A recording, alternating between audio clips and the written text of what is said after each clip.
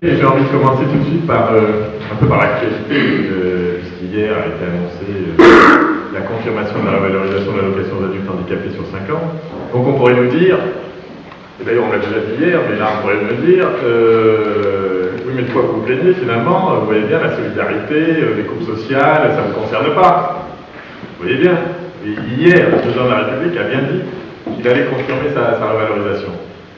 Bien évidemment, pour nous, ça va bien au-delà. Il y a 3 mois, on disait que la revalorisation de la hache sur 5 ans était insuffisante. On ne va pas dire aujourd'hui que c'est suffisant. Donc, on ne va pas nous limiter dans le champ du handicap, simplement investir la solidarité, simplement sur la question de la hache. C'est beaucoup plus large et c'est beaucoup plus important dans la vie quotidienne des personnes handicapées. C'est accéder plus largement à l'ensemble des droits fondamentaux.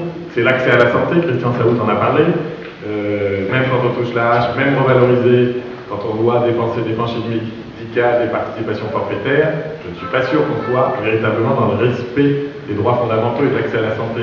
C'est aussi accéder à un emploi, investir dans la solidarité, c'est permettre aussi à des personnes qui le peuvent et qui ont un peu moins de productivité que le standard classique, de pouvoir être dans une entreprise, de pouvoir travailler, de pouvoir créer du lien social avec les autres salariés. C'est évidemment accéder à la scolarisation. C'est évidemment aussi pouvoir choisir son mode de vie. Et ça, on sait, et notamment, l'Union vient d'en parler, avec tous les problèmes dans les établissements d'emploi, de nombre de travailleurs. On sait que la qualité peut ne pas être au rendez-vous, l'accès à la vie dans les établissements. Donc là, on a aussi, investir dans la solidarité, c'est aussi prendre en compte toutes ces problématiques-là. Et puis, surtout, et je voulais revenir un peu là-dessus, à mon avis, investir dans la solidarité, on confond souvent, quand on parle de handicap, solidarité et charité. On a encore eu des exemples. Mais, donc il y a une vraie question là-dessus. Investir dans la solidarité, c'est pas faire de la charité. Ce que demandent les personnes handicapées, c'est pas recevoir, tendre la main, etc. C'est vraiment que leurs droits fondamentaux soient véritablement respectés.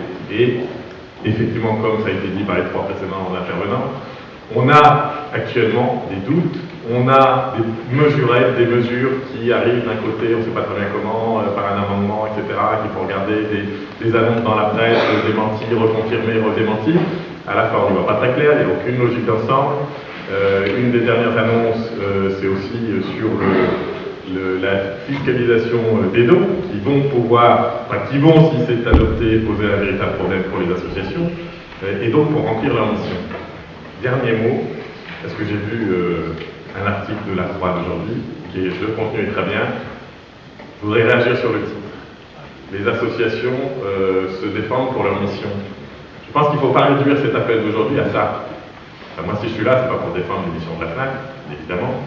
C'est aussi et surtout pour que les personnes que nous représentons, nos adhérents, puissent vivre ici, en France, aujourd'hui, véritablement comme des citoyens à part entière, en faisant jouer pleinement la solidarité. Donc il ne faudrait pas réduire, à mon avis, simplement l'appel d'aujourd'hui à un combat des associations pour absolument maintenir leur mission, évidemment, puisque nos missions, c'est avant tout pour être aux côtés de nos adhérents. Mais c'est avant tout pour que les personnes elles-mêmes puissent faire connaître la solidarité et vivre véritablement dans ce monde sans avoir chaque jour des annonces multiples et variées qui viennent mettre à mal l'accès à la solidarité et à leurs droits fondamentaux.